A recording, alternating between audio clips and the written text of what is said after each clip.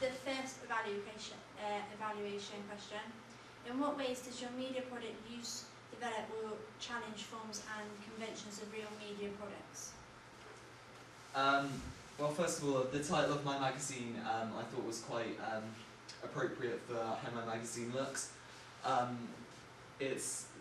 originally wanted it to be set out like the title for the NME, so block capitals, but I went on dafont.com and found a font called Refurbished, which I decided was a good name for my magazine because it matches what I wanted my magazine to be for my target audience.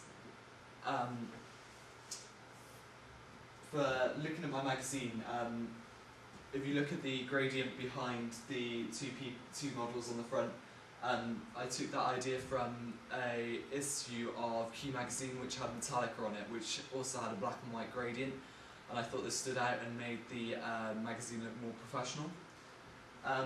I also had the models wear quite dark clothing in order to conform with my how the rest of my magazine cover looked.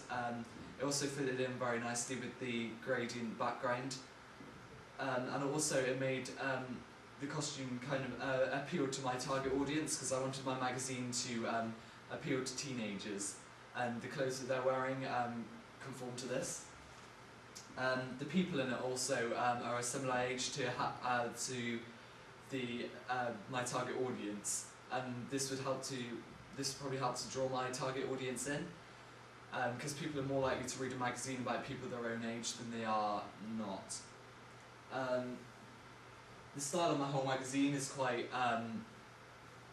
like modern music in the charts, and I think all of my writing, all of my font kind of represents this and shows how it does this. Also, on the front of my magazine I have quite a few popular artists at the moment, which would also help to draw my target audience in, as they'll want to read about these different artists. I've also included like a little bit of information underneath each of the artists to show what's written about them inside. Hopefully this will make people want to read the magazine before they have to open it and look inside to read the contents page to see what the actual article's about. They can just look at the front of the magazine and see this straight away. As I said, the music genre is kind of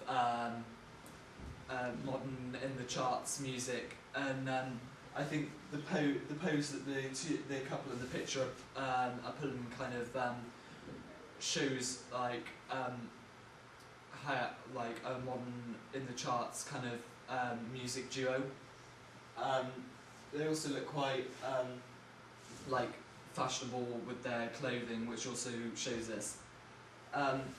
In my magazine, I wanted to make it look like the Q magazine with Metallica on it, which was quite busy, like full of different artists, full of different things that were going on inside the magazine. And I did this using the artists and what they were doing, and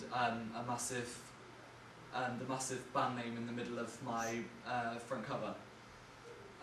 My contents page, I think, conforms very well with the front of my magazine. It looks like it is part of the same magazine, and it also looks quite professional because it's got these photos along the bottom which kind of shows the photo shoot, how many photos were taken with this couple for this magazine, which you'll see in many professional magazines. After I did my research, I found that out. I also edited the images quite a lot so that they looked more like they looked tan, which you would see in a magazine. Also, I included even more in-depth detail about what the article's about for each artist inside the contents page, because once you've seen the little bit on the front of my music magazine cover, you can then turn to the contents page and have a look and find out more about what's going on in the article, and that will also convince you to try and buy my magazine. I think my magazine cover conforms very well with music magazine types that are around in the shops at the moment, as it looks very professional and I think appeals very well to my target audience. Okay, thank you, Ben.